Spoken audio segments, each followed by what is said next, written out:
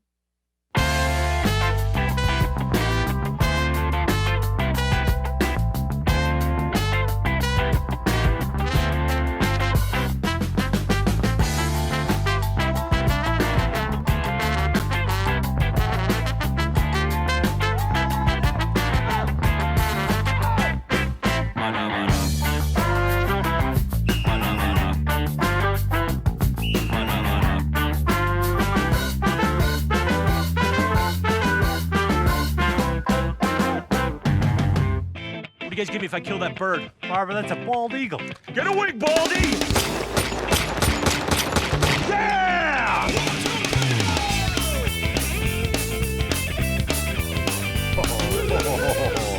There it is. It is the word of Mike at PeteGubsRadio.com.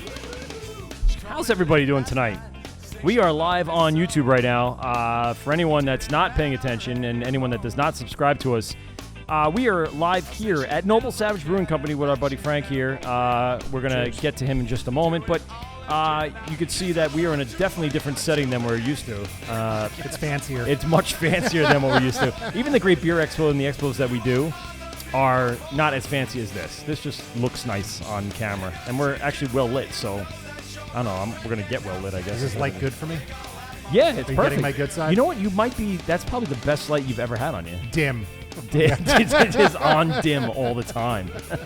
All right, so this is where Mike at PeteGubsRadio.com. Since we don't have a phone in the brewery, we're not going to take phone calls tonight, and it's going to replay on next Monday, actually, the big replay on GubsRadio.com and on our website. So if you're watching this now, congratulations, you found it correctly, and our posts actually matter. So let's go through a couple things. Some quick sponsorship. Obviously, tonight we're sponsored by Noble Savage Brewing Company, supplying us with some delicious beer as we go along throughout the night and talking about the establishment and everything he's got. We're also sponsored by MyBomberJackets.com. Go to MyBomberJackets.com and get your can koozie today. It's a jacket, I know. And type into the promo code WORT, W-O-R-T, and receive money off your order. MyBomberJackets.com. There's a little bit of echo in here. I hear it, right? Yeah. Hey, see? That's kind of cool. How about T-shirts on tap? What do you think? T-shirts on tap? Okay, shirtsontap.com. Shirts on Tap. Right, I wasn't going to say. I was just kidding. I was waiting for you to jump in and say something. Yeah, shirtsontap.com, another not wear your sponsor. shirts on tap. Again, it's a subscription-based T-shirt and swag company from breweries all over the country. So go to Shirts on Tap, not T-shirts. What am I talking about?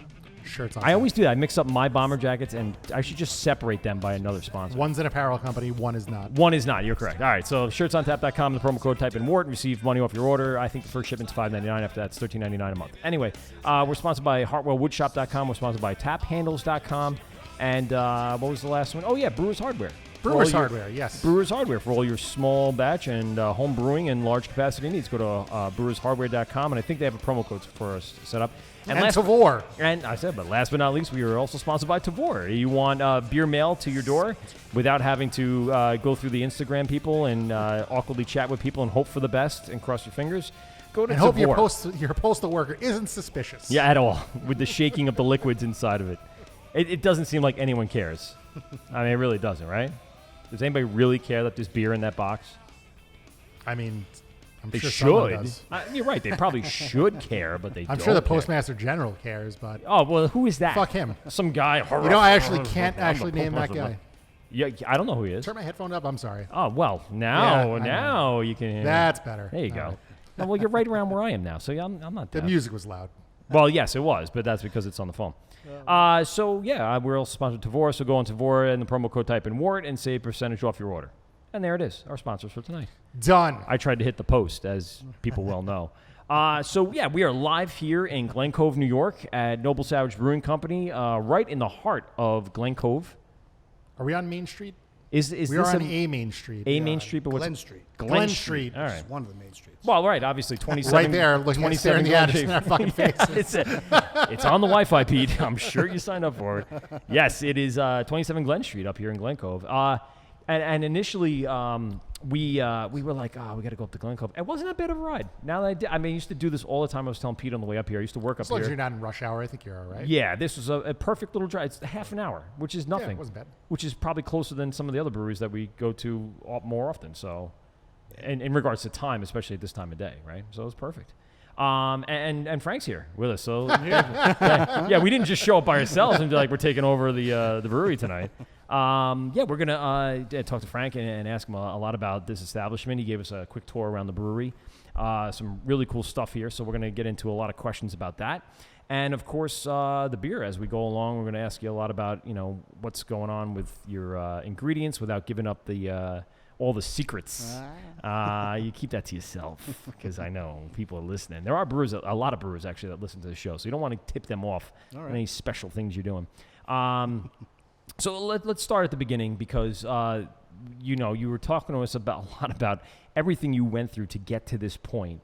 Which Pete and I were just going, no, it's not for us. Like, I would never want to do that. You're a very handy man in regards to what you put together here. So let's go back to the beginning. How did this all start? Where did the conception of this begin? And then how did it translate into where we are now? Good question. It's a lot. It's like a four-part long story. question. Yes, we'll tell it. That's why we're here. And we have plenty of beer to drink while we're doing that. So on your mark, go. So I had a good job, and I remember sitting. It was a cold February morning. I was in my car, and I was kind He's of being really descriptive, like Robert Frost. I was like, screw this, and I ordered the electric brewery control panel. And at that moment, I knew that I was going down this path. So that was the one that was set in the brew house right now that you were showing us before. Okay. And that was back in 2014. Wow. All right. So it's been a while. So then I quit my job and spent all the money I had on a brewery in my house. I built a 12 by 24-foot barn, jammed a brewery in there. I was brewing out of there for a while. I knew I needed some commercial experience, so I found an internship at Oyster Bay. Oh, okay. All right, good. Which turned into a job. I was there for about a year. You were with Ivan? No, Or was this pre-Ivan? it's pre-Ivan. Okay. I believe they had 2 brewers initially, and then they hired a third brewer named Mike Bank. Heard the name, yep. And I was brewing with him on their old system in their old spot on the 3-barrel. Wow.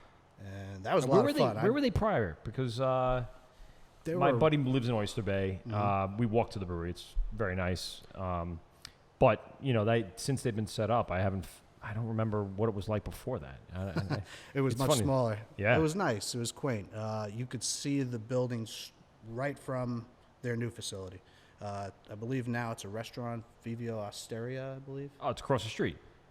It's in the back parking lot area. I see what you're saying. Yeah, when you go out the back door. Mm-hmm. Okay, yeah, I think I know what you're talking about. Yeah. Very really, cool. Really nice spot, restaurant they got there. They must have really liked the town to stay and really create a bigger footprint within the town to do that. Plus, it's in the name, so, you know. Right? It's kind of, I'm going to call myself Oyster Bay, but I'm going to move to Manhasset.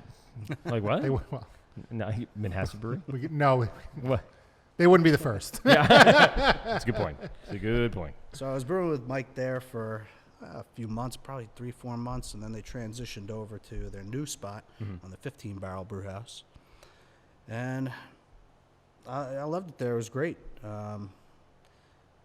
Just knew I wanted to move in this direction, and I ended up parting ways. Right at that time, actually that same exact day, one of the brewers at Dubco, John, he was leaving and I was leaving, and he said, "Oh, do you want to brew beer?" And he was like, "Yeah, definitely." And so I sort of showed him the ropes, and I ended up leaving. He was there with Ivan, actually with Mike for a while. Okay. And Mike actually left, went over to Killarney Aye. over in Ireland. He was asking me if... Kilkenny. He was asking me if I wanted to go over there and brew with him. And I thought about it, but I knew I wanted to do this. Single guy, not married? No, he's married with a No, kid. you. Oh, yeah. Yeah, well, see, I mean, that's a tough choice, man. It's like, do I just leave family? It's not like you have kids and wife to kind of hold you back, but at that point, that's Is that tough. what Christina does? Does she hold you back, Mike? Hey, hold me back. To reach my full potential. God damn it. The kids definitely hold us. Yes, back. they do. It's like being Fucking animals. chained to a concrete block. But we're here tonight. Underwater. Yeah, just drowning. I feel like I'm drowning all the way. No, I'm just kidding. None of that is true. It is what it's. The change. It's a little true. Well, Pete's expecting his third, so he's starting to feel the clamp tighten down a little bit. He must. He has to. But that's interesting because that's one of those paths in the road, those journey moments where you're like, what do I do? And I had a similar concept. I was in a band and I tried out for a band that's relatively popular today, and I had an opportunity to be with them. I could have been that guy on stage, but decided there was too much around and too much to risk on. They weren't popular then, obviously, so you're living in a van for months at a time. Down by the river? Down by the river. It wasn't. I don't think that lifestyle is for me. I want to live a little more comfortably and know what's going to happen tomorrow and not just risk everything. I'm more predictable, I guess, which is why Christina does like me. Why my wife does keep me around. And that's so. John, was it John Green? No, but I know John Green. Yeah. What's up, John Green? Yeah. He listens guy. in often. He's a good dude. Yeah, He's very good. Kind of catches up with us when we're out in the festivals and stuff like that. He's helped me troubleshoot a lot. Yeah. He's a very knowledgeable guy, for sure. I want to go back to Mike for a second. So what, while you were at Oyster Bay, what kind of stuff did you, and stuff sounds just like so elementary, like what kind of stuff did you do? No, like what kind of things did you learn from Mike as someone who had experience? What were those things that you're like, oh, those moments, you're like, oh shit, I have to do that? Okay. Was there anything that really stands out in their time over there? Really just the commercial side of things. It's the same process, but a different procedure. I knew how to brew going in, but he just showed me, all the new fittings, how to work with pressure, all the chemicals. That's really like underwritten. Like people don't realize once you take it up to that next level, there's a lot more stuff. It's very to See all worry those about. memes. Is it a glorified janitor, right? That's basically. Yeah. Sanitation. Yeah, absolutely. And when we walked back through the brew house, you had like a whole cart laid out with just all the fittings and all the, That's right. You got to stay organized. That's actually from John and Chris at Dubco. Parts cart. Parts cart. Got to have the parts cart. I was like, all right, good. Just had all laid out so you don't have to go searching through a drawer somewhere. And it's the worst. ugh, forget that. So you took it up to the next level and you decided, hey, I'm going to go kind of take this out on the road out on my own. You had the electric box, the electric panel all set up. So where did you start looking, throughout Long Island? Because you were in Oyster Bay, so you're on the North Shore. I assume you live up here? I do. I live in Seacliff. Okay. I initially wanted to put it in Seacliff. Okay. But, there's no sewers in Seacliff. So That's a tough one. That's a limiting factor for. Yeah. a business that produces a lot of wastewater. They actually started putting in the sewer, but I don't think they actually hooked it up. So maybe in the That's typical Long Island small Pipe- town pipes shit. to nowhere? Yeah. So what are we doing with these pipes underground? I don't know. Just leave them there until we need them. Like what? and Seacliff can be a little challenging getting new businesses. They have a reputation for that. So I knew I needed to look elsewhere. Is it because it's so It's tucked away? Yeah, it's Yeah. an incorporated village. There's Yeah. a lot of historic buildings. Yeah. Yeah. It's just Amityville's that way. I grew up in Amityville, so very similar. Incorporated village that has a lot of historical. Same thing in Lindenhurst too. Yep. Incorporated village, a lot of history and a lot of stuff. So it's tough getting through the zoning boards and stuff like that to get stuff moving. And then by the time they're just trying to squeeze you out for every single cent. And then what are you left with? You hope you get the business up and running as soon as possible so you can make your money back. It's tough. tell me about it. Yeah. Oh man. Tell me about it. So you're in Seacliff, and you were looking there, but nothing kind of panned out. So what was kind of your range on Long Island to? I knew I wanted to stay on the North Shore, so I looked in Locust Valley, and I thought about Bayville for a moment. Glen Head. There's parts of Glen Head that do have sewers, Okay. but not a great location, sort of out of the way, and the rent was astronomical.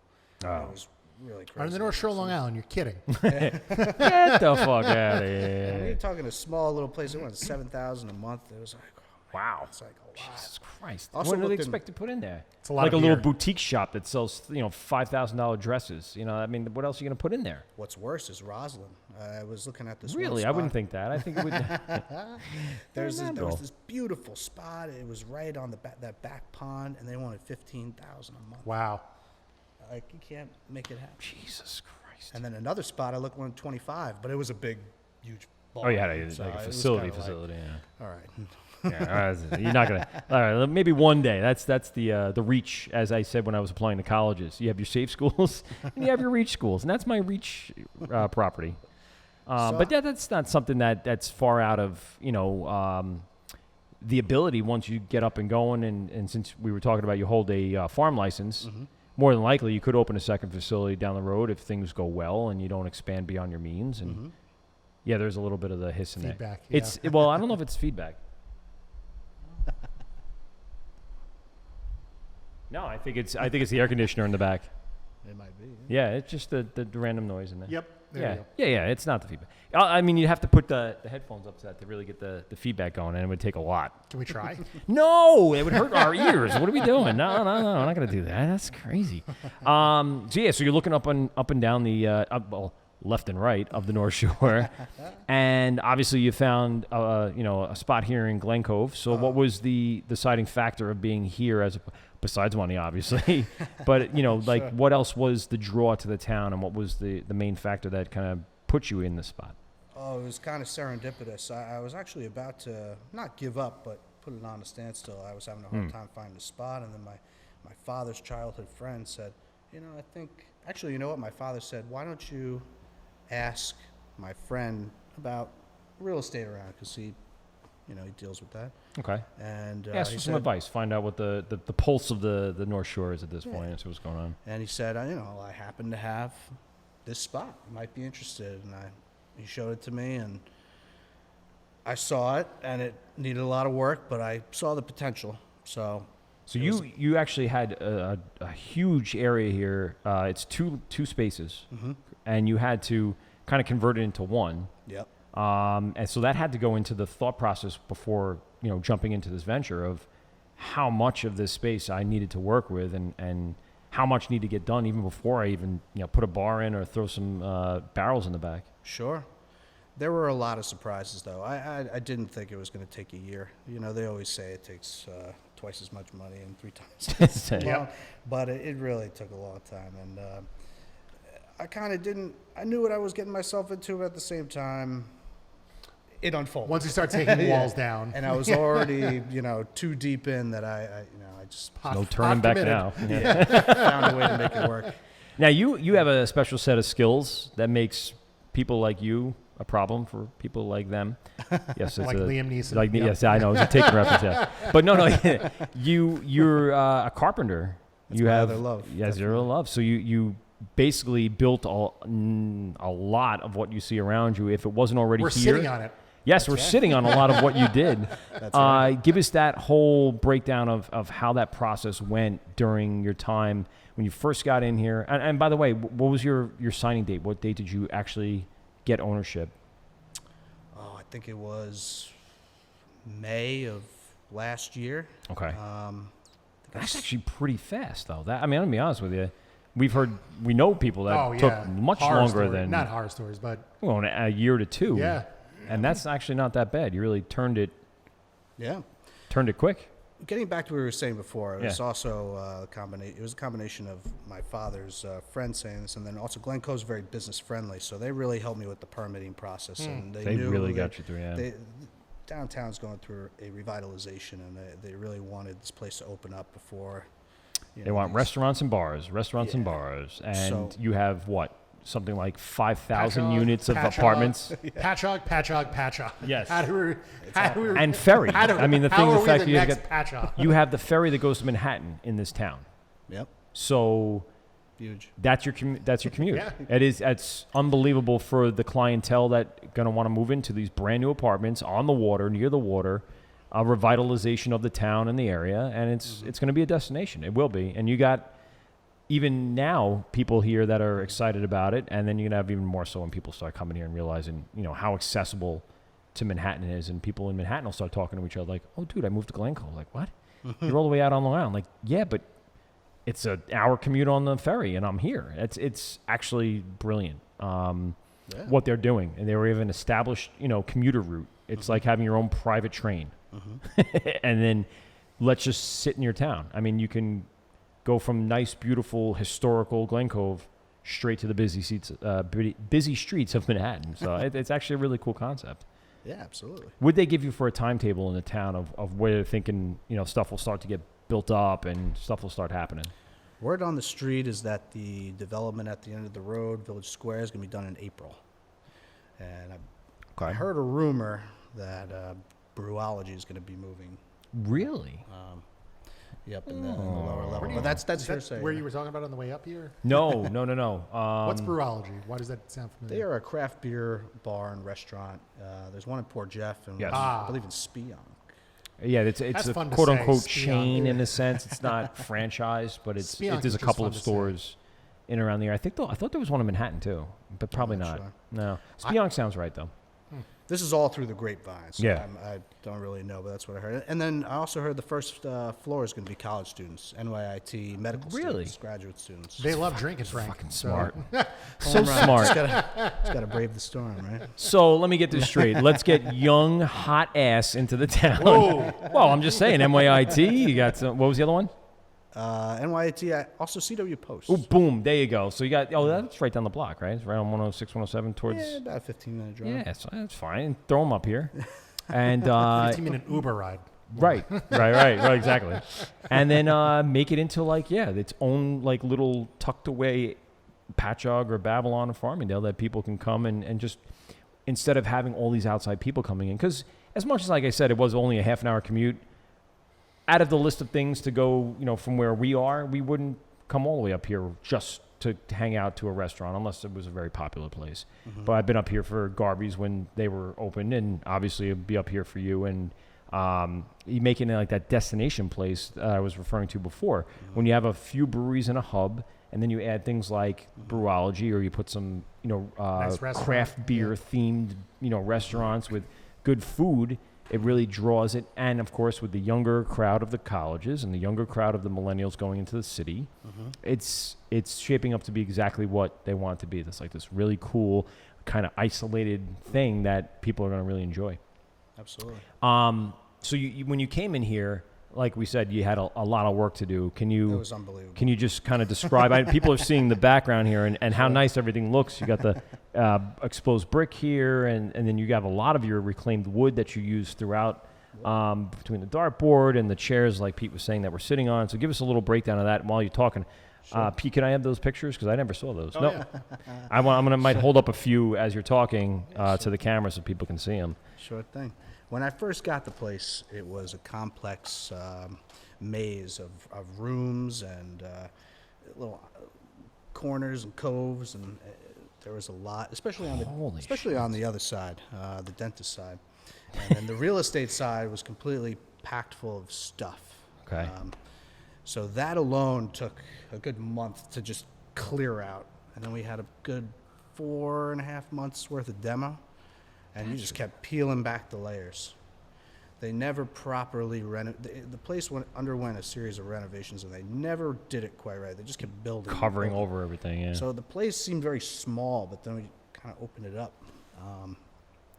But forget about it. I mean, That's crazy because this is the picture of the outside. Yep. This is if anyone can see that, it's a picture of the outside. There you go. You can actually see it. Make it out a little bit. And it looks totally different, though the positioning of the door and the window seems about right. Yeah. Everything else looks completely different. It's kind of crazy. And some of these pictures that I'm looking at, I mean, it looks like those images. You go to the Kings Park Psych Ward and you look through you go into the psych ward and you're walking around just touring it, and everything's just ripped up and torn up. And by the time these pictures were taken, I had already done a good 2 months. Yeah, because you could still see the ceiling. Yeah. Where they put, I guess, some runners to drop your ceiling from. Yep. And then all the shelving that's behind the bar here. When we take a break, what I'll do is I'll turn the camera around so people can get a shot of what we're looking at with the taps and everything. Mm-hmm. And they could see, where the shelving is where the taps are now. And we'll do that. I know that's going to be a harder one to see because it's a little darker. But there's a crap ton of shelving that you had to take down. I mean, what were you doing? You just sledgehammer down right down to it? Yep. That's crazy. Yeah, just in here day in, day out. Was there a lot of foundation work that had to be done? Was the floor really terrible? Because your floor right now is freaking spot on. I would love to play roller hockey in here. It really is. Look how clean everything looks so clean here. Yeah. I feel like I'm in a brewery museum. I do. It really does. It has that really nice, super clean vibe. That doesn't come through on the recording. That's a message. So like I said before, the building had undergone a series of renovations. Where we're sitting now is the original 1928 structure. Mm-hmm. And basically where that wall is right there. That's the one you built here, right? You're starting the framing of that? That's actually the old wall. Oh, so there was an old wall there. Okay. We took that down, yeah. Okay. Didn't go to the ceiling. We basically, no. In fact, when we it's 4 feet from the ceiling. When we took the sheetrock off, we were just able to push the wall down. That's crazy. It was built very poorly. I mean, did you see that one?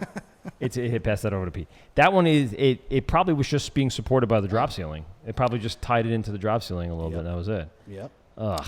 So basically from that wall back, the floor was concrete. And where we're sitting now was an old floor. It was just an old wood floor with joists resting on dirt. No Sorry, I just imagine. No foundation. Yep, nothing. No nothing. And where we're sitting, it no was slab. No one even poured a slab. No slab. What's the foundation on the outside? Is it cinder block? We actually had to do some structural work there. Jesus there was Christ. The wall. It was pretty shitty, so we had to support the underside of the wall, and that wall is completely rebuilt. That was all rotted out, basically. But, so they didn't have the proper drainage. Was it brick on that? Because I saw you kept some of the brick, but is that a continuation, or would that? No, the brick stops right where that line is. But, right. This wall isn't that grade. Oh. So there's moisture that comes in. It's just stucco. So it had come in over the years and sort of. I see. If you look at some of these, you could get these pictures and see that it's just mulch almost. They put a couple bushes, but that doesn't mean the water's not just going to go driving in there. Yeah. Crazy. So we had to do a lot of work to repair that. But so this side, the floor was actually intact. It was nice. There's just some old carpet material on it. Okay. On the other side, though, the dentist's office, at some point they had built another floor on top of the original floor to hide plumbing, to run plumbing to each one of the dentist. So they were channeling the plumbing through the old floor. One of the exam rooms, right? Yeah. And so that must have been leaking me, because by the time we took that floor up, when we took that floor up, we saw that the other floor was completely rotted. I mean, you could step through it, and there was fungus and mold and everything. So at that point, tasty. At that point, it was a big fuck moment. Yeah. It was just that stalled the job. I had to that, and also the wall. When we found out when we were doing the demo and saw there was structural, that was like This wall. this wall. Yeah, right so you here. had to get the joist in. And, Job stopped. Had to get engineered God. drawings. It was a nightmare. So Now, from moment you came in here and starting to do the demo to opening day, what was your timetable? How long did that take? pretty much exactly a year. And see, that's not even that bad. With all these problems you're talking about, That's not that bad.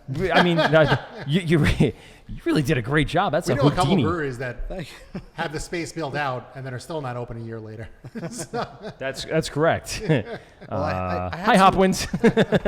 They can literally start serving out of the tap room, but they can't because they don't have a proper thing. That's a little crazy. That's a lot. Definitely. I'm lucky. I had a little bit of project management experience from the past. Right, and right. I was That's- able to yeah, sort that's of what I was going with it. prioritize.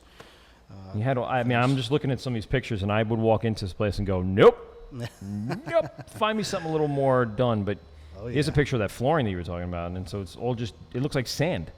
Yep. That It was looks. 15 truckfuls of sand through the window. I shoveled off the back of a truck bed and had to spread it God. all out. We had to build the floor up. Yep, Another and match the other 4 or side, 5 right? inches. Yeah. Yeah.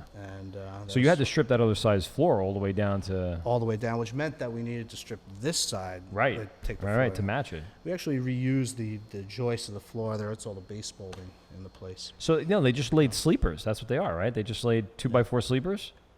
They were 2 by. 6, 8. I think they were 2 by 8. Jesus, that's a big step up. That's a full step. Yeah. Yeah, we had to pour new footings too for the columns. Right. The ceiling is, it's old construction. It's old dimensional lumber. It's basically not ledgering on anything. And, Okay. So we had to put up a huge micro lamp, pour new footings in the columns. It was some major work. We also had to redo the roof. Yeah. So what was? Is What, there I anything mean, you didn't have to touch? yes. What was the saving grace after you moved in and you went? Oh, thank God, I don't have to do that. The tin, Oh, okay, yeah. although it required minor repair. The tin and the brick, really.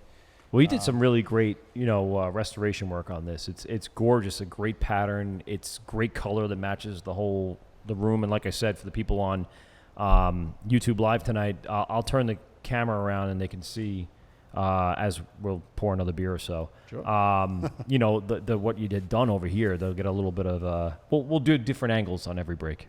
How's that sound? But yeah, I mean, it's awesome. So, like you said, there wasn't much to do. How old is this tin? I believe it's 1928. Jesus. I think the original building belonged to Goldberg and Goldberg Insurance, Okay. and it was just wall-to-wall tin. Everyone was echoing. Larry! And We got actually- another one. And actually, in the front, I'm not so sure you can see. There's a little transition. There was this beautiful tin work going on. It used to be sort of like one of those triangular storefronts. Oh, yeah, you yeah. would see in like an old, like in Seacliff or an old World Town. And it was sort of rotted out, so we had to pull that down. But Okay. it was beautiful. Yeah. They don't do work like that anymore. No, And this no. is original too. I'm not sure if this is a skylight, or excuse me, if it was a functioning skylight Okay. at some point.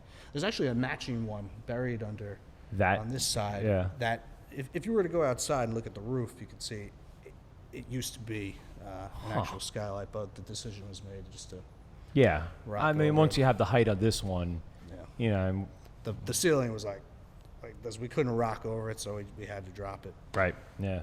Well, the match is nice. I mean, you don't really even consider it. I know you probably know because you saw it open and know what's going on, but most people wouldn't come in here and be like, well, this is a little lower than that. They don't really realize that. That's right. So when you go up there on the outside, is there any glass or anything to see, or was it always covered up? And did you have to re-insulate that area? What was the? Up in the attic, Yeah. laid down some insulation for sure. I mean, this is just a lot. I mean, just think about all this building stuff on top of just like having the pressure of, oh yeah, I have to brew beer once this is all set up. I have to get this up and running so I can, have a tasting room and make all this investment back. Mm-hmm. It's got to feel daunting. But a year, and That's not that bad. I mean, it almost feels unheard of because it's taken everyone that we've talked to much longer than a year to get going. And some of them already have. They walked into a room without all that problems. Mm-hmm. So I think you got, super lucky. It is It all panned and an out. amazing, cool little spot. I like it a lot. Thank you. Yeah, I lucked out. We got the main street and the alleyway. We got a huge parking garage behind the building. And you're going to have an influx of people, hopefully, in the next, 8 Thirsty to 10 college months. students. Yeah, thirsty teenagers. Hopefully not teenagers. Wait, they can't drink. Sorry, I apologize. Thirsty 21 and overs. So I said college students. Yes, that's fair enough. I don't want to peg them into sort of its own place, but I forgot. Yeah, we yeah, also yeah. had to move the electric service. The electric was in the middle of that hallway, along with two enormous boilers that were broken apart with sledgehammers. It took all you broke day. them or someone broke them before you got here? No, we had some guys. break them. Did we get some guys? Yeah, I didn't want any. Was it part all of like that. knob and tube wiring or? No, it was like this old, it must have been Aluminum? from the 30s or 40s. It would look like, I don't know, like an Did it old look like an boiler. old train set that you used to put together? Fuses, Conductors, yeah, if you aluminum wiring. probably, But that was a big hurdle, too. and probably two pole too. It probably wasn't even the 3 pole with the ground. It's grounded. probably the old 2 pole stuff, which is what my parents' house is from the 1800s. It still has 2 pole stuff throughout the house. They converted it to a couple of 3 poles, but the ground doesn't really go through the box. It's kind of scary. Yeah, it goes to the ground, but it doesn't really go through the ground. It's just a tremendous amount, big undertaking that you took on. And so you had to move then all your brewery equipment here, correct? Everything that you had there, and then on top of all that, you still had to reinvest in the brew house. That's right. So before we take a quick break and get some more beer, give us the rundown of the brew house that you're working with now compared to what you had back at the house. So at the house, I had a Herm system. It was 10 gallons. Basically the same exact setup that you'd see on the electricbrewery.com. Oh, okay, yeah. Mimic that. Okay. And Now, did you get it from them, or did you just kind of, piece it together? So I pieced the brew house together. Okay. Punched all the holes and spec'd all the parts and the fittings. But the control panel, you can buy it, as a kit. But Yeah. I took one look at the inside and said, forget about it. I mean, it is. Nope. Yeah, I can it's- work with wood, but when it comes to electricity, Yeah, I'm you not do. You gotta be really careful. You really do. Definitely. One wrong move, one uninsulated thing, and it's done. It's a big investment too, I would imagine. Definitely. Yeah. Definitely. It's like about half the price for the kit, but the $3,000 to have it done. Yep. See you later. All right. Well, think about it. That's crazy. But I also brought my mill over. I had a sink, a nice big utility sink. But now I'm You running. had a pretty good setup at the house. Yeah. I was like, damn. Yeah. You went from like Everyone 0 else to is brewing in their 100. kitchen on the stove. I even had glycol. Get I outta had here. a glycol. Where'd you go to get that? SS Brew Tech. Oh, okay. So you got that. All right. Yeah, I'm a big SS Brew Tech Yeah. fanboy. And that's what you have in the brew house here. So give us the right. rundown of what you're working with. So right now I've got a 2-barrel stout Herm system. I don't actually use the Herms. I'll get into that later. But I've got I've got 6 2-barrel uni tanks, SS Brew Tech, SS Brew Tech uni tanks, and I love them. I think they're great. I'm about to get another. I mean, one. we've heard nothing but great things. People are buying, 2-barrel ones just to do like small batch stuff or in-house stuff or experimental stuff, and they're running like 15-barrel tanks for their major stuff, but the rest of it is like on these 2-barrel, and people rave about. The design and the quality of what they're putting together. Is it Absolutely. a dream to work on that stuff, I would imagine? Absolutely. The only thing that's kind of a pain in the butt is the fact that the man weighs on the top of the fermentation vessel. Yeah. And just the way that normally you would have a spray ball and a PRV, but the PRV is where you get to take the PRV off to put the spray ball in. So Okay. it's sort of a little weird how you have to CIP. A little bit of a pain, but it's not so bad. No, I mean, Not so bad. once you get used to it, I'm sure you're just going to adapt to it and go, okay, Yeah. I know my process. You don't have to, Yeah. kill yourself thinking about it every time. But is it very similar to, what the early stages of Oyster Bay was doing? Is that kind of what you were used to, or do you have to kind of have a learning curve on the new stuff? There's always a learning curve for sure. Always got to learn your system. But at Oyster Bay, they had FVs and Brights. Okay. So we were transferring. Here, I mean, there's no transferring unless I'm kegging. Right. So that really makes it a lot easier. Now, it's just me. So Okay. Yeah, it's a lot of work. That was to probably cut my that final out question of the is- segment here is, who else do you have here? Are you bartending as well? I do bartend. Yeah, I was going to say, we know people just like you. You know Brian from Barnshed? No, I've been to Barnshed. Yeah. I don't know. Brian, same thing. He's Does everything. everything from start to finish. Same thing with like Rich from Bridge and Tunnel. He'll brew, he'll make cider, he'll make soda, and then he'll bartend all weekend. It's like you got to have a passion for it, and obviously you do. I mean, just the level of cleanliness when we walked in here, it just automatically screamed like, yeah. I mean, it's a home place. You know what you're looking at. You know what people should want and expect from a brewery, and so far the beer is delicious. Well, thank you. And I really do want to talk about that when we get back. But Yeah, let's take a break. yeah, and, take a quick break. Sure. All right, this is the Word Mike and Pete, GovsRadio.com. Just give me a second to queue up something here that remnants that. Okay, pop these on.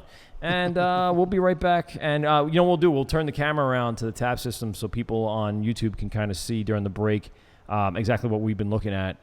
So we'll be right back right after this. Govs Radio.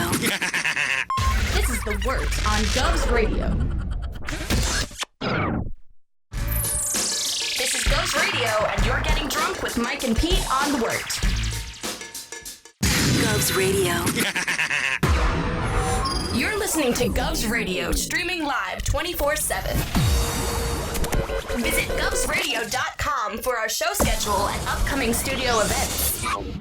So we're at Mike and Pete, GovsRadio.com. We're live here at Noble Savage Brewing Company up here in Glen Cove. We're joined by Frank, head brewer and owner of the Noble Savage Brewing Company. All the titles. All of the the job titles. Yeah, I mean, yeah, we had so many conversations before we got on air and before and in between just now. We should start just writing shit down because we're going to inevitably miss stuff that we definitely want to talk about. So I want to touch on a couple of things that you brought to light. The amount of financial burden that it has to have on you and personally and family wise, and everyone trying to help you out, but was still not enough. So what did you go through then beyond just that stuff to kind of get this to where it needs to be or where it is today? Sure, I took out a lot of loans and whatnot, but I'm very, very grateful and thankful. My girlfriend's father works for state economic development and turned me on to a lot of these grants that are available. Yeah. And so we got a grant from National Grid, from PSEG, also from Glen Cove. The one from National Grid and PSEG, they're the Main Street Revitalization Grants. Yeah, we told you when you were about to explain it, we're like, wait, let's just hold off on that because now I want to be surprised on what that's going to be. That's interesting. 'Cause I'm sure many towns that are looking to revitalize, like Lyndhurst, like in Amityville, they're going to have a similar grant that are looking to do. So that's interesting, huh? Yeah, definitely. There's a lot of money out there if you know where to find it. Right. And Well, it helps to have somebody that you know that knows about that. Is there a place that they could find your girlfriend's, you say, father? Father, yep, he Does he works work for Empire State Development. So Okay. if you just go on to Empire State Development, do a little Google search, it'll bring you to the website, and there's a whole list of different, not even grants, but like loan opportunities and, Right. and lenders and everything like Stuff that might, in every sort of industry, in every sort of business, I'm sure you could find something to kind of latch onto and get, like you said, there's a lot of money. I feel that same way about, I'm a teacher, so I tell the kids all the time, I teach high school 11th and 12th graders, dude, there's so much money out there. And all you have to do is just write something. Just write a paragraph, write a page, write 2 pages. You got to be in it to win it. When there's a $30,000 scholarship on the floor and you just don't want to write a page, they don't get it. But when you're finally now in a business and writing a grant, which is not easy, but it takes some time and effort, and that's why I would say go through somebody that knows what the hell they're doing. Sure. It means the world to you. It meant the difference of opening and not opening. Absolutely. Yeah, I wouldn't have been able to do it without the grants. I ran out of money. Yeah. And fortunately, I was able to. My landlord helped me out. I ended up paying him back partially good. through the grant money. Okay. Because he owns a construction company, so he was very helpful. He let me use some of his trucks Nice. and his carting services and whatnot. Oh, Jesus. Yeah, you saved a ton there, too, Definitely. which is awesome.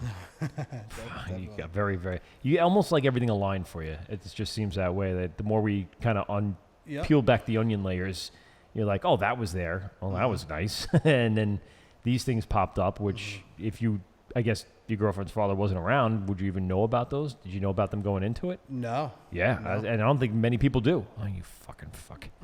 Leave me alone. No volume on YouTube. Well, you know what? Suck it. That's probably why people are peacing out on YouTube. There should be volume on YouTube, Nick. I have all the volumes. I see all of the volumes on the YouTubes. So whatever. You know what? We'll delete it later and edit it together. Regardless, I don't give a shit. So it was very serendipitous. It really was. And even National Grid and PSEG said so. They actually were saying they were having a hard time finding people to give money to because people didn't know. We're trying to give it away. They either didn't know about the grant itself, or they just didn't qualify. They're looking at underutilized buildings. It's got to be vacant for over a year in a downtown area that's going through. Trying to fill these empty storefronts that at one time were filled with, small town stuff, but now it's beyond that since Amazon is here. Yep. And everything you need, you don't have to go into the town for anymore. Mm-hmm. So yeah, that's a big deal, and people should know that. Can't order local beer on Amazon.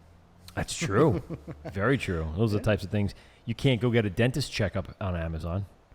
Not yet. No, that's coming. Those robots will come to your house and just take a picture and send it back to you. I feel like this is, like this particular town, as opposed to some of the ones that we're used to down on the South Shore, is ready to go. I mean, it's poised for a big explosion with all the revitalization. Everything is in here. The infrastructure's here. Mm-hmm. How do you see it going? Do you see it going, sort of slow, or do you see it like immediately catching on once everything's in place? I guess time will tell. I think there's some concern that they're building all these units and who's going to move into them. Where are they going to park? Yeah, that too. Well, I was just outside in between, and I peeked up the alleyway here, and there's a huge parking garage right back here. Is it 2-3 stories? There's actually another parking garage over that way on School Street. And I think there'll be some parking for the people that live in the Village Square development down there. But like on the grounds, on the property, yeah. Yeah, but parking's definitely going to be an issue. The traffic around here is pretty bad. My wife and I went out for a date night last week in Farmingdale and drove around for like 15, 20 minutes just to find a fucking spot. And it was still a block away from the restaurant. You also have to park in the residential area. It's easier that way, and just walk an extra 5 minutes in than spending 15 minutes driving around, like you said. Should just fucking Ubered is what I should have done. It's true. And that's the thing. I mean, you have not only just in the town, though, too, you have a lot of these neighboring towns that don't have breweries. What's the closest one? Huntington? Closest is, Garvey's. Oh, well, but I'd say be outside of this town, though. Outside of Garvey's, we're looking at Old Tappan that just opened up in Bayville. What the fuck? Nick. And then there's also Oyster Bay. But other than that, you really have to go to the South Shore. Yeah. Or out east. Suffolk County is a lot more. Yes. Yeah. Yes, there are. We're close to knocking out now all of Nassau. Just about. We have Oyster Bay, Brew obviously. I know Peter from there too. He homebrews hand grenades. Oh yeah, absolutely. He's from Brew SA? No, from Old Tappan. I know the guys from Old Tappan too, but no Peter Tripp from Brew SA. Brew SA. I met him at the opening at South Shore in Oceanside. Oh, nice. Yeah, him and Metalhead Dad were hanging out, and we will communicate later. We'll have another show. We had a planned show at one point with them, like a year ago. Yeah. We had Instagram entanglements. Brew SA. Oh, yes. We actually had some stuff planned, but stuff fell through. So another, like you said, good dude that came up through those ranks, and he didn't seem. God damn it, Nick! I know. Stop it. No, I got to shut that down because that's really super annoying. He wasn't extremely happy with what he has to deal with on his end. Mm-hmm. He's not as free as you would be to kind of run the show. Sure. He does have people he has to answer to, so I think that's part of what he wants. But again, he's brewing regardless. Mm-hmm. So, I think that's one of the things that he's still happy with, and then we'll probably, gain the experience and take it to the next level at one point or other. But super cool guy. Yeah, definitely a cool guy. So let's talk about beer. Let's. What are are we drinking here? I want to go while you're breaking that down. I'm just going to look at the computer. Let's start with that amber that we had to start off that we were drinking before. Sure. Give us a little rundown because you said some really important things. Since you are a farm brewery, you have to use a lot of New York State sourced material. 60%. 60% now, right? And now it's 60%. Yeah, it's supposed to go up. It was supposed to go up to 90%. 2021. Jesus. Did they change that though? Finally, I believe they moved it to 2024. Okay. And I really hope that Paul Leone and everybody and that the New York State Brewers Guild, lobby to change that because that to seems keep ridiculous. it at 60. Yeah, it's not a problem from the malt standpoint. I use 100% New York State malt. It comes from Hudson Valley. For all the beers are all the beers thus far have been 100% Hudson Valley malt. I'm very happy with them. Dennis, Jeanette do a great job.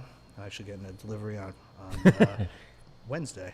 Do they put the nut cluster bar in the grain shipments? You don't get candy bars with your grain candy shipments? bars with your grain shipments? No. And fight each other to get the one candy bar stuck in the middle of the grain? But he personally delivers it. So does he? Oh, well, that's pretty fucking cool. all the way from Germantown. Wow. Tell me to That's a fucking ability. whatchamacallit next time. Otherwise, you're getting shortchanged. I want a goddamn Kit Kat. Yeah.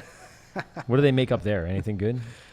He's right next to Suarez. Oh, okay, great. So he's one of those areas in the Hudson Valley that are just, Oh yeah. you take a 2-hour ride and you hit 4 or 5 breweries on the way, and everything's delicious. It's awesome up there. Absolutely. I'm gonna check this while you guys. So tell us a little bit of that amber. What's the grain bill with the amber? What hops are we using? Sure. That beer in particular is actually 100% New York State, but also all 100% Germantown Beer Farm, Hudson Valley malt. Both the malt and the hops came from Dennis. On the grain bill, we've got 2-row and Munich, a whole bag of Munich, whole 50 pounds of Munich, Crystal 60, and what he calls Mr. Toastman, which is Vienna. Put through a little Vienna in there as well. Toasted malt to bring. I like Mr. Is that where you get some of Toastman. that caramel kind of color from? Yeah, I think a lot of that comes from the Munich and the Crystal 60, the color. Okay.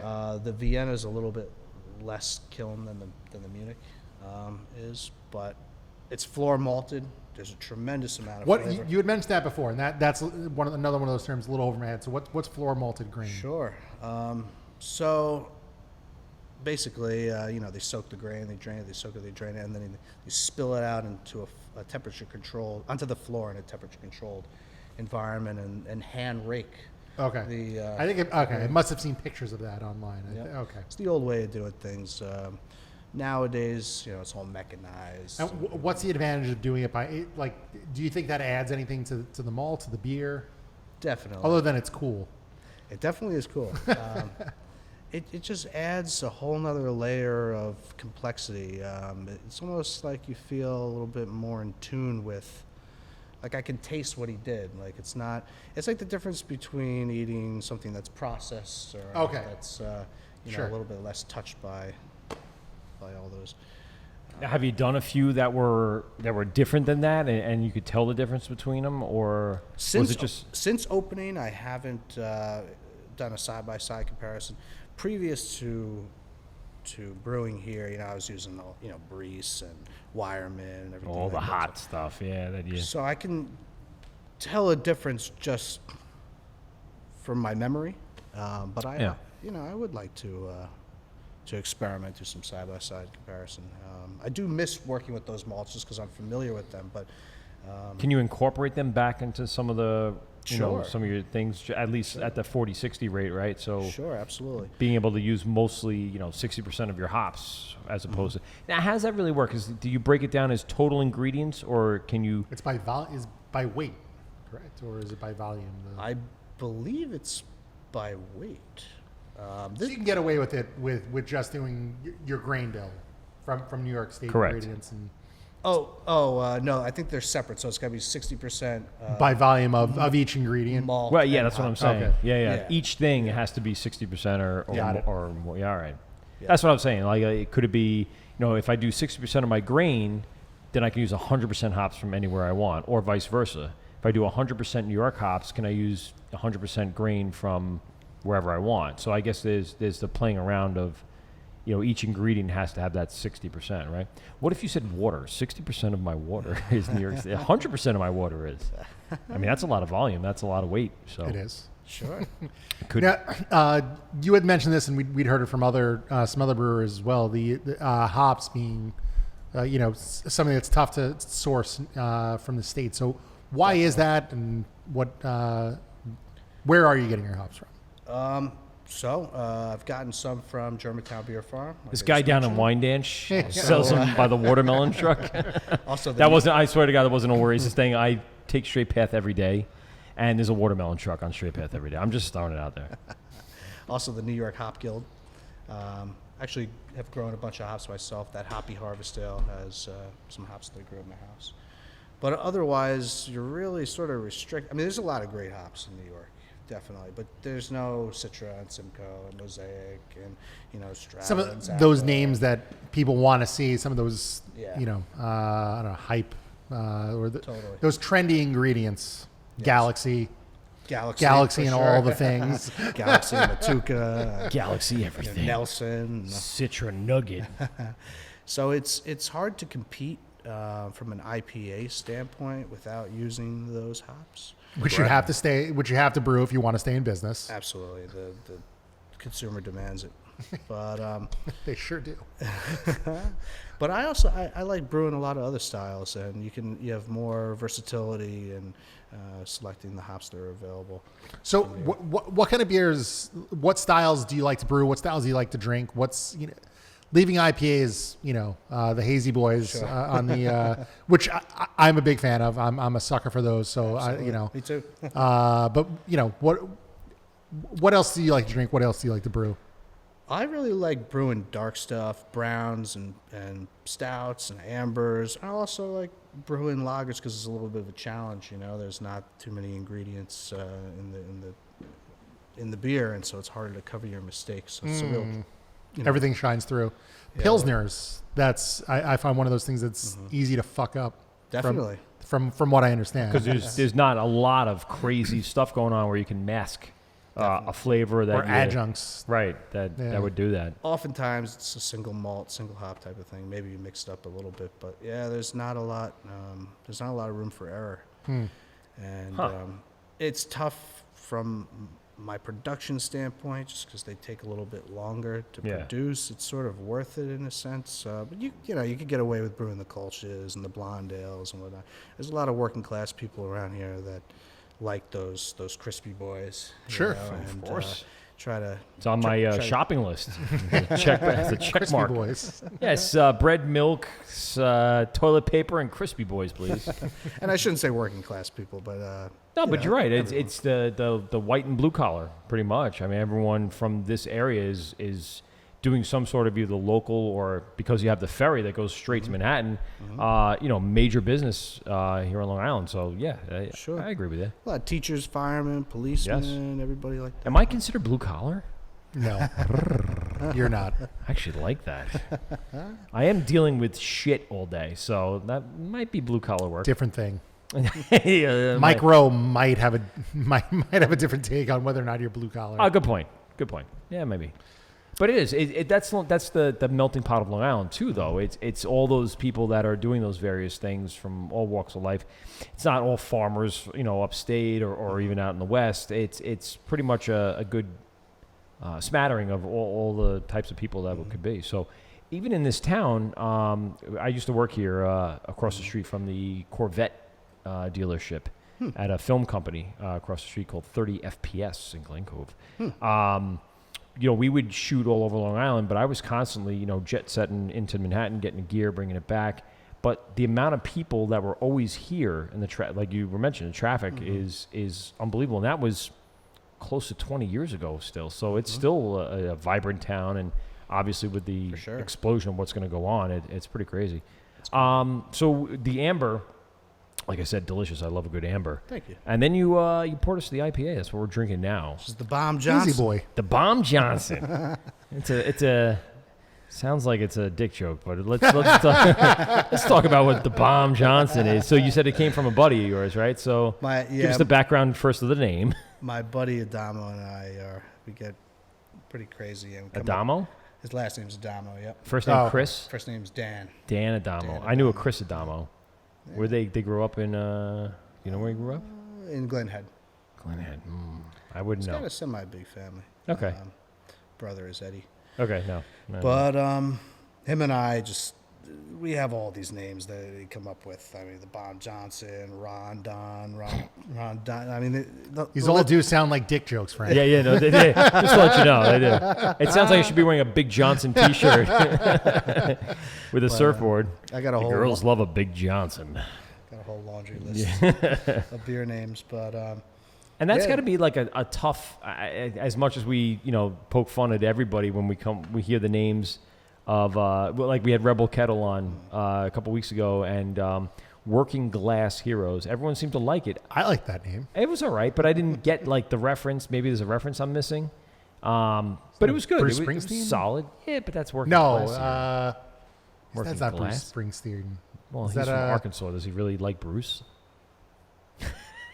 Doesn't everybody? No. Well, from Arkansas. Journey, isn't that? Is it? I don't know. It doesn't matter. But then the other one was with Gnarly, and then what was the other one that everyone really did like? It was a really cool, catchy name. Like shit, I wish I remember. I don't know. That's when like the beer number six started kicked in. Yeah, I know. Yeah, I mean it's got to be like one of those things where you guys are like constantly just. Spitballing in the brew house or working on something small and be like, what about we would do this and when we do that? How do those names transpire? It's tough. It's hard to find both a brewery name that somebody doesn't have and beer names. You do. That's got to be getting the. Yeah, definitely. Yeah. The quick the Google brewery search. Name? The beer names. Oh, the beer. That's what I'm saying. Yeah. And you don't want to trip on anybody's copyright, I guess, if they really want to ball bust. Absolutely. If they're a small brewery from Oregon, I don't think anyone's going to give a shit. But if they, there's a lot of breweries out there sending out a lot of different beer with names attached to every single one. I still like the barrage names. Steve has he's got his own thing. I fucking love it. Space tacos. But if you think like Other Half or Finback or any of those Brooklyn breweries that are putting out like a different beer every week, if not more, the amount of the time that Barrier. They're putting out. Oh my God. Yeah. It's a crazy amount of things. So a quick search trying to find out whether it's been taken or not. And usually Untapped is the best way to find out. Good call. Do a little quick search and see. It's tough though, for sure. Have you ever run into anything where you name something and it was already out there? Like shit. I had a beer on Lickety Split. I saw there were a million of those. Gee whiz, somebody has that, so I can't name it that. Yeah, it's tough. So. Taproom special. Yeah. Beer formerly known as. So this IPA, the Bomb Johnson, give us the lowdown on what you were using here because we were talking about it during the break and it's a little different than what people normally are brewing with. So. Sure, yeah, 100% New York State malt. We got the 2-row and a whole bag of oats, some wheat, some soft red wheat in there. The hop bill is Citra and Triumph on the hot side. We got Galaxy and Idaho Gem on the dry hop. Have not heard that one before. I like that. The Gem. I've heard Idaho 7. Similar to Idaho 7. Okay. Yeah, very similar. I think there's also. I think I threw some Citra in there too. I did a double dry hop. Okay. Really, I split the dry hop bill in half. Couple, two batches almost? Two editions. Okay. And then the yeast is Lalamed East Coast. I believe it's East Coast ale yeast. Okay. Which is kind of similar to like Conan. So you don't have a house yeast, I guess is. No, I don't have. Now, what does it take to develop something like that? Is that something that happens over time, or is that something that like you were the first one to get there, and then you're just going to develop? Because we were talking about house yeast a couple of weeks ago, and I'm like, so how does someone keep that house yeast for the next one, to keep that consistency throughout? So I'm no expert, but my understanding is that you would use a yeast, and over a couple generations, it begins to evolve and change, and you say, wow, this variation tastes great, and then you would send that off to a lab. They would isolate the cells and then store it in the bank, and then every time you wanted a pitch, they would grow it up. Oh, they'd send it. Okay. I believe that's how. That's interesting. That's how it's done. Wow. Unless you have an in-house lab. Excuse me, scientist. Unless you're North Fork. But, yes, excuse me, scientist. I know it's not your job or nothing, but go get me some of this. Mop this shit up when I'm done. It's one of those weird things where. Why can't I think of the name of the Dave Chappelle movie you're quoting? Half Baked. Half Baked. There you go. You did get the reference. I though. did get the reference. That's good. Janitor. Yeast is definitely an issue for me here. I don't need a whole liter of yeast. That's how it's sold by Imperial. Do you need a liter of cola? There it is. I was waiting for it. I need a liter of beer. Yes. 2 liters. Stein. To pick that out, are you going by experience, or do you get like a sample pack in the mail so you know what you're working with, or how does that work when you want to use a specific yeast, or are you going off of? Do you turn it into a nice sourdough? Yes. Nice little pretzel. Well, he has the pretzel sign over there. That's right. They're baked in Glen Cove. Nice. Or made in Glen Cove, I should say. Yeah. So what's the process? It's really just from experience. I tend to like Imperial juice, which is London 3 equivalent. But they make several strains of that, I guess, at different variations in that. You're going to get a different flavor profile from this one as opposed to that one, but they're all in the same family or genus. Is it broken down like that, or? Well, you have Y yeast and White Labs and Omega and Imperial, and they all have sort of similar.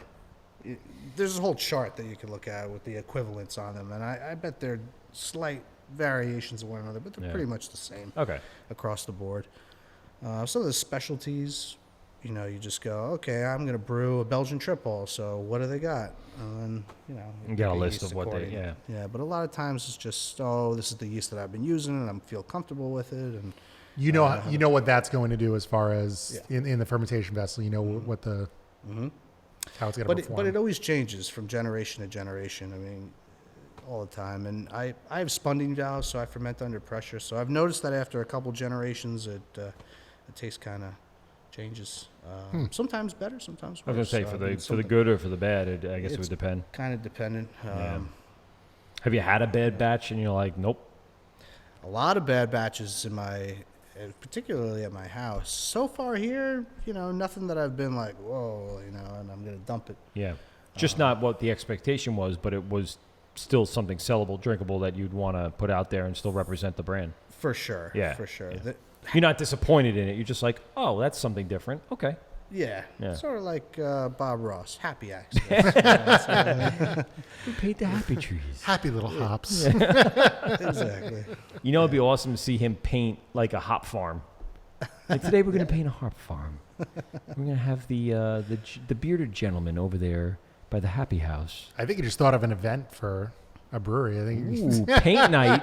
Paint night with a Bob Ross impersonator, but it's a hop farm. It's not a bad one. I think we can actually make that happen. I'm thinking hopscotch. Have you been to Hopscotch down in Deer Park yet? I have not. He's got to get a hold of some of this. This is very good. I like this. I come through there. So he has reached out to me. Oh, good. Particularly when I was building the place.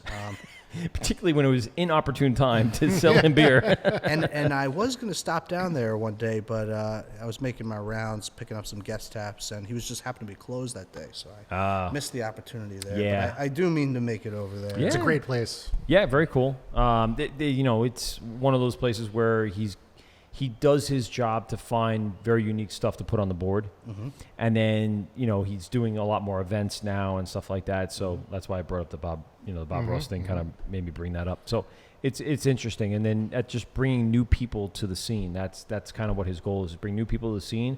They'll see your name on the board and then they're out, looking for it. The last time I was there, he had coloring books for the kids, and I'm like, oh my God, this is awesome. Yeah. Now I can talk to you for 5 fucking minutes. Right. So he let my son take home like a Connects helicopter, and Mac was like, this is awesome. He's playing with the whole time, up on the things, going on with that. I'm like, don't break glass, you dick. And he's all over. And so then we finally come in, and Mark's like, just take it home. I'm like, dude, it's going to be lost in 10 minutes when we get to my house. It's going to take a second fiddle to everything else we have. How about next time I come in and I'll bring more toys for everybody? We'll take the donated toys and bring it there. So now there's going to be more toys at Hopscotch. Nice. providing more happy faces for adults that want to drink alcohol and leave their kids in the corner. That's the point. And how's the atmosphere, guys? So that brings me to that. It's kind of where I was directing the ship here. How's the atmosphere up in the town? Is there families that come? Is it, like, I know you said working class, but is there enough people out in the town that you're getting, like those families and that vibe that foot traffic? Yeah. The tasting room culture is definitely growing. My biggest hurdle is getting people in the door. Glen Cove is it's a weird area. It's on the up and up, but it's sort of a ghost town at night, so not a lot of foot traffic. But everyone who's come through the door has really enjoyed it, and they come back. And good. That's a great thing. So, like I said, you visually got them the minute they walk in. They're like, what is this freaking... Yep, absolutely. Clean lines everywhere, and everything's just... A lot of compliments for sure, and I'm very thankful for that. Yeah, a very warm spot. I guess that's what it is. Do you have live music? I have had live music, but then the BMI started calling, and they wanted hundreds of dollars. What? The BMI? No, I meant like a performer. BMI is a copyright, like ASCAP and everything like that. Fuck them. Yes. Fuck them up their asses. Yes. Yeah. And, like, they don't have enough money that everyone pays into it. But they want, for just a guy and a guitar, they want the... For my so I've had 3 shows thus far. Okay. One in particular on the grand opening, this guy, Don Bickoff, and he was actually signed with BMI. Okay. So somehow they found out that he played here, and then I got They follow him on Instagram or Facebook. That's how. Yeah, they probably Pretty got a much. young... Fucking social media. Yep. It's the biggest snitching platform in America. And so they called and they tried to strong arm me, but I held my ground. I said, I'm not doing this. I just won't have live music, at least for now. Yeah. The matrix that they show, they give you they send you this whole template, and it goes. Just laugh at it. Seriously, it's like how you many and your square magic. feet, what's your occupancy, how many times a week do you have music, Did how you many type into songs are played? those ranges? Fuck off. Fuck off. No. I didn't get that far. I just took a look at it. I said, get lost. See you later. Yeah. So it's not really worth it. I mean, Come find me. I'm here all the time. maybe once I have, it's on a regular. The crowd is on steady on a regular basis. I could justify having. Now, some the other live music. breweries actually doing that too. Then, I mean, there's a lot of them that are having live music, and no one seems to have a problem with that issue. I don't know. It's probably that one dude. I know. I'm just throwing it out there. It was probably the one dude that ruined things. I would stick, non-signed motherfuckers. Original music isn't a problem. Yeah. It's only the cover songs. Once they play the cover Like, so songs, someone's sitting here keeping track of that shit, like, No, they're not. he played Journey again. Let me throw this. So, you have a Brewers Collective, all right? So Tim throws on music on his turntables, right? And it's not his music. He didn't fucking write that. He's just spinning. They're going to hit him up? No, they're not. So who's watching this? I'm an audio engineer. This is my industry, and I think it's all bullshit. No one's making music on that. I'm making money on that shit. No one's making money on copyright stuff. It's Didn't Zach say he had someone come in and try and fucking shake them down? Did he? Yeah. Oh, well, then they're just looking for a cash grab. That's not like real, like lawyers coming in and serving you and any of that shit. It's bullshit. There's every single bar in America has people playing music. They're not coming to every bar. We're supposed to actually sign up for the commercial account. I understand what you're supposed to do, and no one does it. Nobody does it. Nope. And the sad thing is that Don Bickoff was saying, I told him, he was like, oh, no, I'm so sorry. He was like, I don't even get any money from them. I get like pennies on the dollar. Exactly. So here I am. It's not going to the shelling it out. musician. Yeah. It's going to the goddamn company. It's ridiculous. Was that your impression of like a Hurrah, corporate hurrah. Yes. bigwig guy? Just checking. Sudden me. Rebel. No, but I mean, if you like the meatball place, all right, they have DirecTV, and they had to pay a bunch of that, but it's not. It's Cost split. of doing business. Correct. That's what it was. But then they have a live band in there almost every week, and it was cover song after cover song after cover song. In between knife fights. In between stabbings. Great. But it wasn't because of the music. Let's Lit My Own Worst It's my Enemy town. doesn't promote stabbing. It just promotes emo-ness and the and Visions of Pam Anderson. Yes, that's a good point. It's great. I forgot about that. Great Shit. video. I know. Miserable. Oh, that's right. Yes, you make me feel. Yeah. Mm-hmm. It made me come. That's what it is. You make me completely miserable. That's what it is. Yes, well, yes. it's done in stage. We know how it goes. God damn it. Anyway, yeah, no, I'm just saying, like, no one's shaking down those restaurants. No one's shaking down those. So I don't know why they would come after you. It makes very little sense. They like the cut of his jib. Yeah. I see you put a new floor in. That must have cost you a bunch of ducats. Everybody's got their hand on I it. know, man. I know. It's a tough one. You got a pretty full board, and we're only on beer number 2. So let's take a quick break because I do want to see if this helped the YouTube stream. I actually switched it over to stereo as opposed to 5.1. Maybe that was the difference. I don't know. Why would we broadcast at 5.1? We're not broadcasting at 5.1. Let's have tech talk during the break. You want to do tech talk? I mean, not now. No. I mean during the break. Yeah. Sure. All right, cool. All right, so this let's pop these on. And why you want to talk about 5.1? I'm curious why the fuck we would be in 5.1. I know. It's the monitoring of 5.1, not so much the broadcasting in 5.1. Anyway, so we're Mike at PeteGovsRadio.com. We're live here at Noble Savage in Glen Cove, New York. And we're going to take a quick break, and we'll be right back after this. You're listening to Govs Radio, internet radio versus whatever that alien shit is. Whose idea was this anyway? Govs Radio. You're listening to The Wort on Govs Radio. Hey, moron, it's pronounced the Wort. What the hell is a wort? It's pronounced the Wort. What is it? The wort? Yeah, okay, I'll do that again. This is The Wort on Govs Radio. It is the Wort. Not wart, not fort, not short. The Wort. I'm sorry, I just don't know what that means. When do you guys start drinking? Who says we haven't been drinking? Where's mine? If I say it correctly this time, can I have a drink? We'll think about it. You're listening to The Wort on Govs Radio. Hey. Hey, so we're Mike at PeteGovsRadio.com. We are live here at Noble Savage Brewing Company in Glen Cove. North Shore, baby, North Shore. So we poured another beer here, and we're going to have to talk about this because I like this. It has all of the chocolate nibs, Graz. All of the chocolate nibs. The flavor profile for that would be up Graz's alley, I would say. So yeah, I mean, this whole concept of what you're trying to put together. You have a very versatile, board at this point. A lot of different things there that people can choose from the pale to the lager, the amber soon to come to the board, and the stout as well. The IPA that we had was delicious. Thank you. You're definitely on point with what you're brewing here. There's no doubt that you're gonna do the fine. The IPA was very, very good. Yeah. Yeah. Pete and I were both talking about it as you were in the back, and we were talking behind your back. Only nice things, though. Only nice things. But yeah, it was. Hazy IPAs. It's. I feel like it's one of those things that's easy to do. Like 8 out of 10. Everyone has at least 1 or 2 hazies that are 8 out of 10, and it's such a hard fucking category to stand out in. Definitely. But you have to make a few to keep the doors open. Absolutely.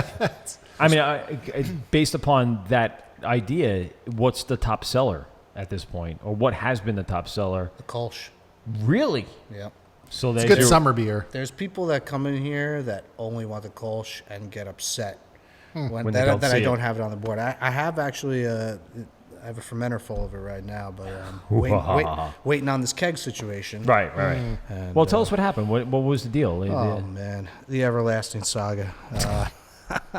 I had gotten kegs from.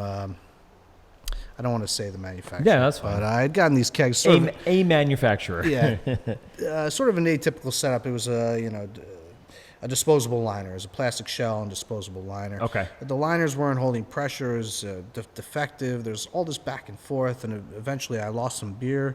The liner popped during service, so I said, screw it.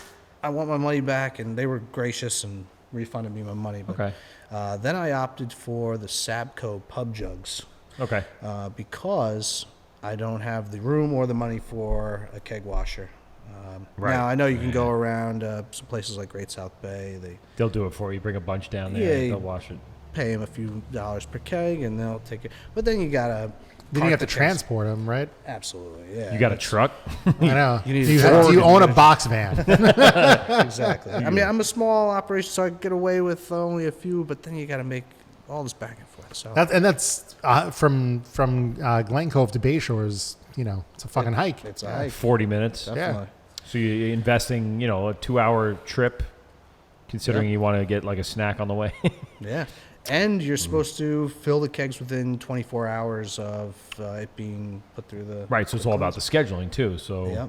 you're brewing, let's say, on a Tuesday or Wednesday, and they got to kind of meet that schedule for you to run down there, get it done, and fill it up the next day. Yep, absolutely.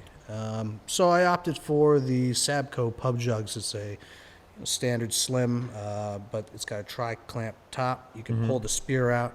That allows me to manually clean the kegs so I can see inside. I don't need, a whole keg cleaning setup. Would it be, I would think it's a little more expensive on one end, but you're going to save that money in the cleaning end in the end, right? Absolutely. That's a lot of ends, sorry. The Sabco pub jugs are stainless, so they're like 170 a pop. If you buy more than 50 of them, they drop to 150. That's still... That's a lot of money. That's an investment, sure. It's a whole other thing. It's like, not that you had to knock down a wall or anything. It was fine. It's just, you just keep going on with your life. That really hit me over the head. Yeah, that one got to you? That one got me. Just the timing of it all, a little financially stressed at that point. And you said it was during opening, right? It's during within that first... Opening, yeah. The kegs were defective, and thankfully... It's a great time. Yeah. Yeah. And I was freaking out, but, I put a request out on the Long Island brewery owners' secret Facebook page. Secrets. And everybody is so gracious. I mean, what a great community we have. Everybody is trying to help out everybody. Oh, I got a few half barrels for you, and eventually Garvey's Point was so gracious enough to give me.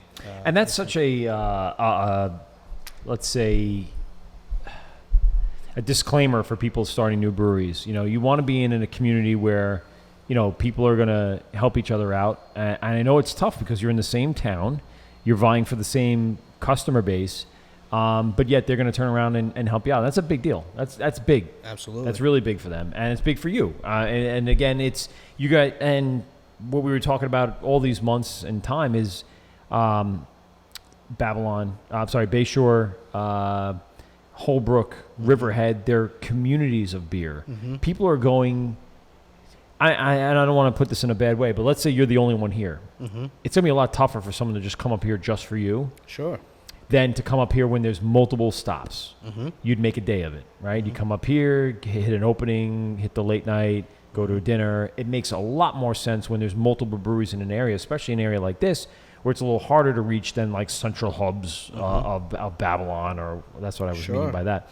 So it definitely helps to have both of you as part of this, and together grow as the community kind of grows with the new apartments and all the other fantastic stuff that's going to happen in the next few months. There's a lot of people that come here and they say, "Oh, we just came from Garvey's," or "Oh, we're gonna, we came here. We're about to go to Garvey's." So there's, like you're saying, there's a lot. There's a couple of breweries banking on that down in Oceanside. So Barriers is an established place, and South Shore opened up a few weeks ago, and they're within 5 minutes. And then Long Beach and Flying Belgium are going to open their shared space, within 5 minutes of that. So it's a thing where I can go down to Oceanside for the day and spend an equal amount of time at all three. It's nice. And it's the same thing with here. When I came, Freeport's close enough, you can hit up Brew SA. Right, exactly, yeah. And Pete over there, and there's places like that over Long Island. And we were talking to Rebel Kettle again. I'm going to go back to that in Arkansas. It was a great fucking phone conversation. By the way, it was, yeah. We were on phone with him for like an hour. John was great. He's more spread out, so you have to go to them to visit them. But for us, in the population and the density, having 60-something breweries in a very small space that only 2 breweries may exist out in Arkansas in that space, you're all vying for customer base, but it's all here. Everyone can make their money and make their living and do what they need to do. So why not help your neighbor and make it more of an established friendship and a centralized hub and a destination spot for everything. Absolutely. We live in a very unique area, for sure. Yeah. I think the town of Hempstead alone has more people than most states. So that population density is able to carry and support. I was talking to a guy from work today who was in Minnesota. So I live in Farmingdale, and we looked it up, and it's about 1.2 square miles is the village of Farmingdale. The city he lives in Minnesota, and by city, it's, we use that term loosely. Right. That includes farm animals. There are parks dairy that are larger than Farmingdale. Yeah. Just like community parks? Like community parks that are like 3 times the size of my town. I'll just build an apartment complex there and a restaurant there, and you got yourself Farmingdale in the middle of nowhere. They have parks that are like 3 square miles. That's crazy. That's crazy. So that relationship, obviously, from that experience, kind of grew, and like I said, I'm sure that's what's going to be like now moving forward. Yeah, absolutely. They really came through in a pinch, trying to get you up and running and back to where you should be. It would have been a disaster. I can imagine. But I did have a few other breweries offering. It was just very convenient that they were right next door and 10 minutes away, not even. And hats off to them. That's awesome. Definitely helped me out a lot. Yeah, we had his brother on from Six Harbors, right? Isn't that who's that? Garvey's Point. Mark from Six Harbors. Oh, and his it's Mark's brother. Oh, I have no idea. That's what I heard. I brother or brother-in-law. It's family related. Mm-hmm. So they obviously have like some sort of connection somehow, some way. But I remember in our interview with him, I've always held on to that. Like, just freaking tell your brother to call us. I mean, I'd love to have them on. But again, another established brewery in the town, and it definitely helps the whole community. So let's talk about this stout, because I'm going to drink this too fast before we even... It's delicious. Well, thank you. Tell me a little bit about what's going on here. So we got the 2-row. Went with flake barley on this one. I think maybe next time we'll do some oats just to change it up. Okay. Some Crystal 60. Push that ABV up too, right? With the oats. No, I don't have a problem with. I like a good, like breakfast stouts to me are one of my favorite styles. To be honest, and I like a good, like Pete said before, it's like a session stout. But I like the taste of a stout, so I want to drink a lot of it. This past weekend, I had a stout. It was 14.5%.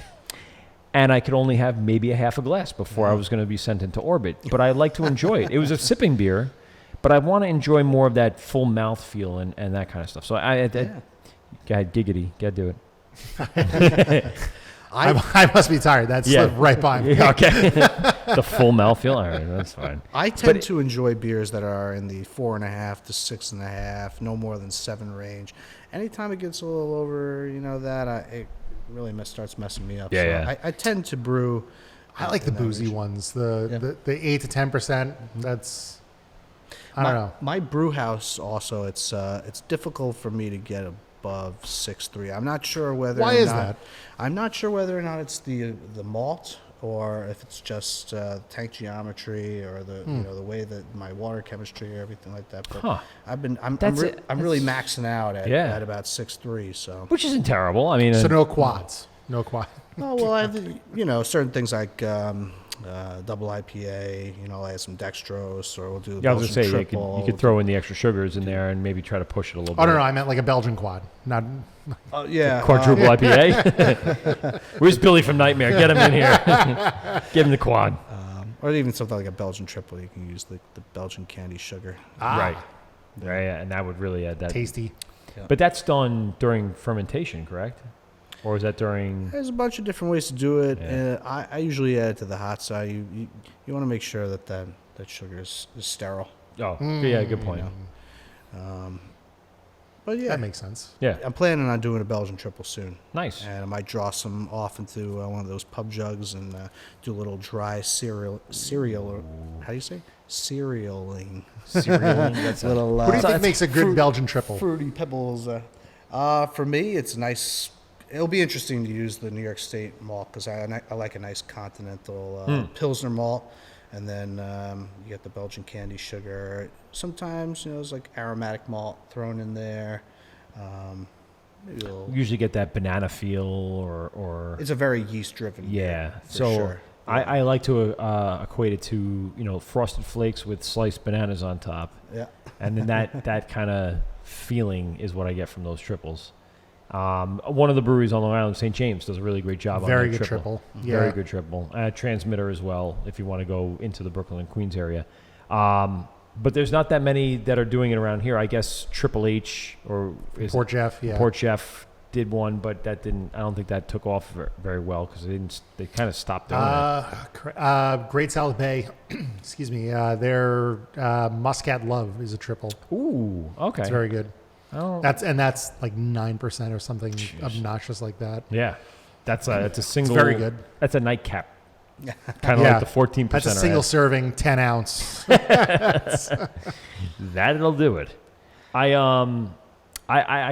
have this feeling that what we're getting into is experimenting with a higher percentage alcohol beers because there's a clientele for that. So things like triple IPAs, Belgian triples, even the stouts that can jump up to like the 9, 10, 11%. Those are people are going to start seeking those out, especially here in the winter months, the winter warmers and the things that really kind of, settle your stomach a little bit, as they say. Nightcaps, it really does help. So I'm assuming that's going to be kind of what you're looking at, the seasonal as we move into flow, the winter months. Yeah, still learning what my regular offerings are going to be.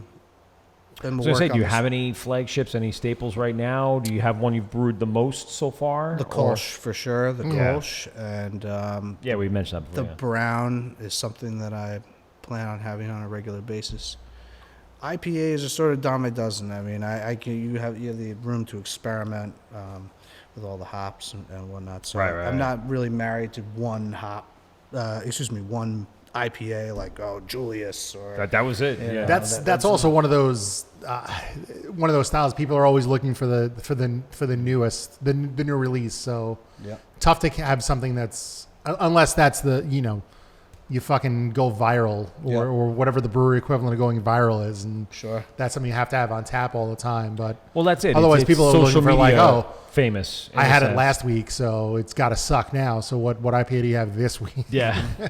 I've really been trying to figure out what this hype is all about and how to create hype.